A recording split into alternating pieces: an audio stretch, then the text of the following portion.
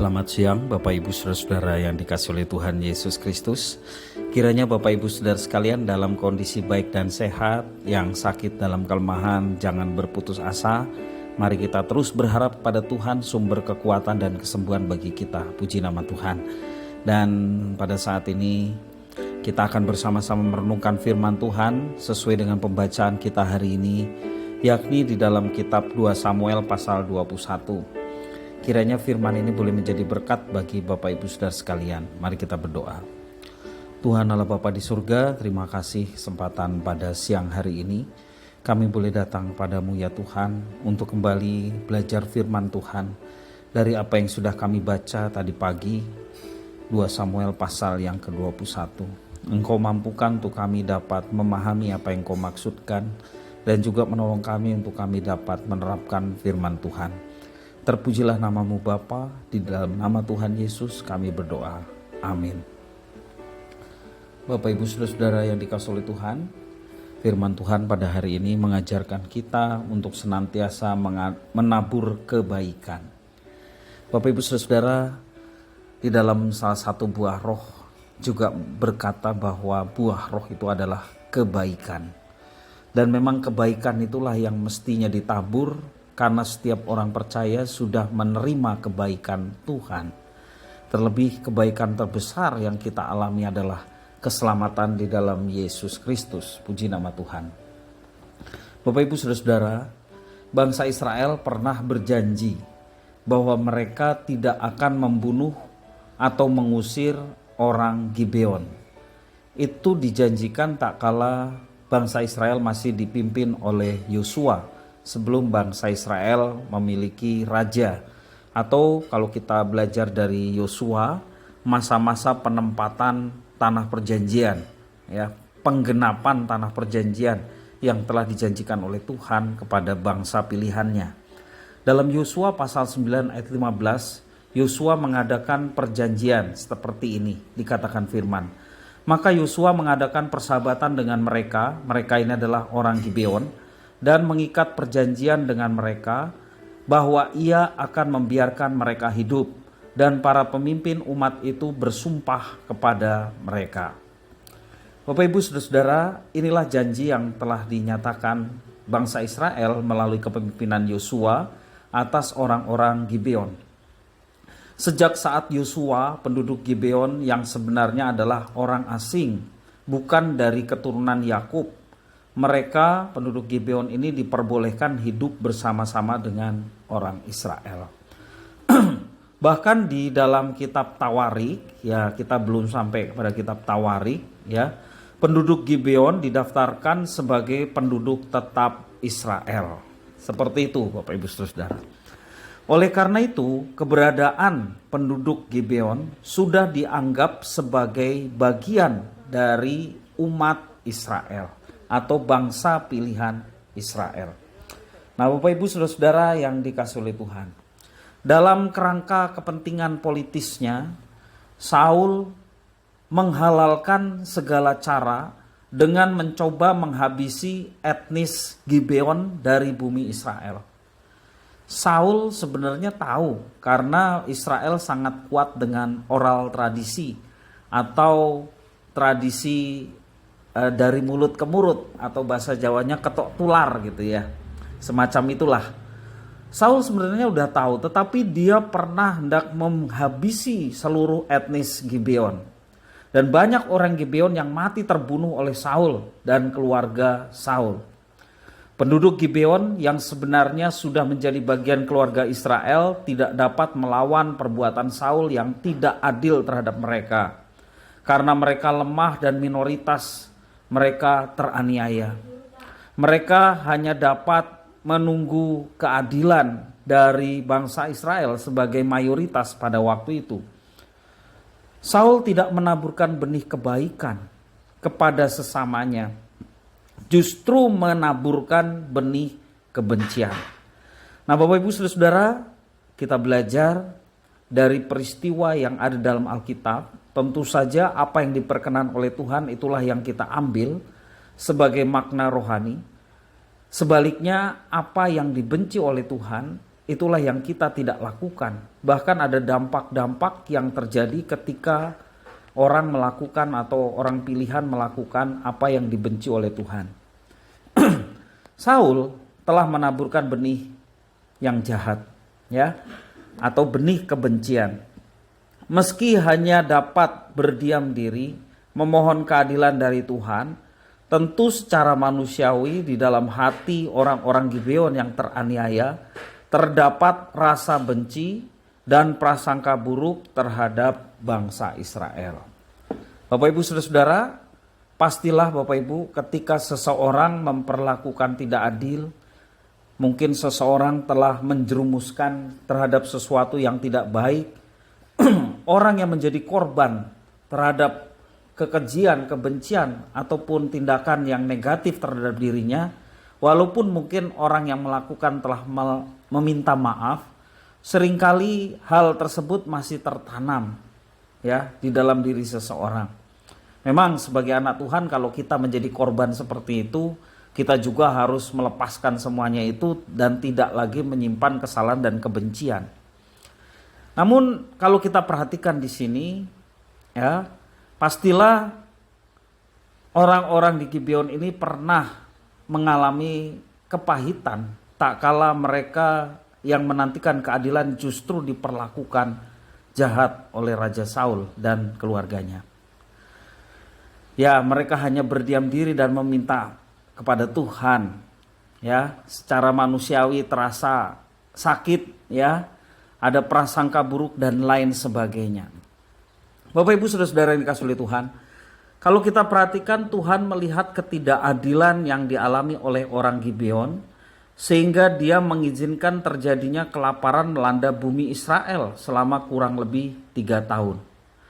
Setelah Daud meneliti dengan seksama, dia tahu bahwa ini disebabkan oleh kesalahan besar yang telah diperbuat oleh Saul, raja pendahulunya. Untuk itulah Daud memberi perintah agar perkara ini diselesaikan. Bapak Ibu saudara, sungguh luar biasa Daud memiliki kepekaan, ya. Ketika ada kesalahan, seperti dia peka terhadap dosanya telah melakukan perzinahan dengan Betseba yang mengakibatkan anaknya juga mengalami gejolak, ya, di antara anak-anak Daud, seperti Amnon memperkosa Tamar, demikian juga Amnon dibunuh oleh Absalom, ya, Absalom memberontak dan lain sebagainya. Daud harus sampai mengungsi karena anaknya mengkudeta. Dia peka bahwa mungkin ini bagian dari kesalahannya dan dia menyadari dan bertobat. Tuhan menerima pertobatannya sehingga Daud diberikan jalan keluar terhadap persoalan yang dihadapinya. Sehingga kalau kita perhatikan di sini bagaimana Daud juga memiliki kepekaan terhadap masa lalu bangsa Israel, termasuk juga apa yang telah diperbuat oleh Saul terhadap suku Gibeon ini, ya. Nah, Bapak Ibu saudara, pembelajaran bagi kita di dalam kehidupan bermasyarakat, di dalam kehidupan kita sebagai berjemaat sesama anggota Gereja Baptis Indonesia Banyumanik, ya, kita hendaknya belajar untuk menabur yang baik. Apalagi di masa era digital, segala sesuatunya berkaitan dengan internet, berkaitan dengan media sosial dan lain sebagainya. Kita semua sekarang sudah masuk ke dalam situasi seperti itu. Suka nggak suka, dari anak bayi sampai kakek nenek pegang HP, lihat internet, bermedia sosial. Itu yang terjadi dan kita tidak bisa menghindar dari hal itu. Nah, Bapak Ibu saudara, yang membedakan kita dengan orang di dunia adalah kita adalah anak-anak Tuhan. Kita sudah mengalami kebaikan Tuhan. Dan kita juga sudah diberikan Roh Kudus yang salah satu buah rohnya adalah kebaikan. Karena itu marilah kita menabur kebaikan. Ya. Karena menabur kebaikan walaupun seringkali banyak tantangannya juga, tidak serta-merta kita menabur kebaikan pula yang kita dapatkan. Banyak kali juga sebaliknya. Tetapi Bapak Ibu saudara, mari kita tetap menabur kebaikan apapun respon dari apa yang kita tabur itu, baik dibalas kebaikan ataupun tidak. Tetapi yang terpenting porsi kita adalah menabur kebaikan. Biarlah kita dikenang oleh karena kebaikan-kebaikan yang kita taburkan kepada orang lain, baik secara langsung dalam tutur kata, dalam tingkah laku, maupun tidak langsung dengan dunia maya atau media sosial. Ada Facebook, ada Instagram, ada WhatsApp, ya. Kita menabur sesuatu yang baik, ya. Sehingga apa yang kita tabur ini boleh dikenang, paling tidak oleh istri sama anak-anak kita, ya. Dan percayalah, sesuatu yang baik tidak akan menjadi sia-sia, apalagi kebaikan yang kita lakukan dalam rangka melaksanakan apa yang Tuhan percayakan. Firman Tuhan mengatakan itu tidak sia-sia. Tuhan Yesus sudah memberikan perintah kepada kita untuk menjadi terang. Bukan sekedar jurukan, kamu adalah terang dunia, tapi terang yang ada pada kita yaitu Kristus hendaklah memancar. Dan kita mau taburkan terang itu, artinya kita mau menaburkan kebaikan, karena kebaikan yang kita taburkan bersumber dari terang yang ada pada kita, yaitu Tuhan Yesus Kristus. Kita taburkan kepada sesama, ya. Janganlah kita menabur benih kebencian. Sekali lagi, janganlah kita menabur benih kebencian yang mengakibatkan orang sakit hati, mengakibatkan orang berprasangka tidak baik dan lain sebagainya. Sekali lagi, marilah kita menabur sesuatu yang baik, supaya bukan kita mencari pencitraan, ya. Tentu saja itu bukan tujuan kita. Bukan mencari pencitraan terhadap kita supaya dinilai orang baik. Tetapi karena tujuan hidup kita adalah untuk kemuliaan Tuhan, memancarkan terang Kristus, maka dengan sendirinya kebaikan itulah yang kita pancarkan. Kebaikan itulah yang kita katakan, kita lakukan, kita bermedia sosialkan, ya. Semuanya sesuatu yang baik untuk membangun. Setelah kita baik secara sengaja maupun tidak sengaja, karena memang itu menjadi bagian hidup kita, yaitu menabur kebaikan, melakukan hal yang tidak baik dengan sesama menjadi satu ganjalan dalam diri kita. Maka tak kala kita melakukan hal itu, mari kita segera selesaikan. Artinya kalau kita ada menabur sesuatu yang tidak baik dan kita sadari itu dan membuat orang lain sakit hati ataupun membuat orang lain menjadi ganjalan, jangan dibiarkan lama-lama, kita selesaikan. Tidak harus banyak orang, tidak harus mempermalukan orang, tetapi kita dengan sendirinya ada kesadaran untuk menyelesaikan. Pertama-tama kita datang pada Tuhan, memohon ampun segala kekurangan kita, dan dengan keberanian kita juga, kalau kita itu memang salah, kita pun berani mengakui kesalahan kita, memohon maaf. Bapak Ibu Saudara, kalau kita sudah lakukan itu tetapi hasilnya mungkin belum, ya kita jangan juga terburu-buru, ya. Mungkin orang itu seperti orang Gibea, ya. Seperti orang yang sudah disakiti, ya. Gibeon maksud saya. Gibeon, sehingga menyimpan kepahitan yang dilakukan oleh Saul.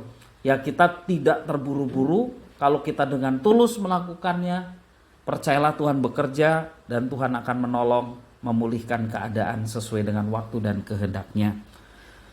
Sekali lagi, mari kita menabur kebaikan dan jangan menabur kebencian.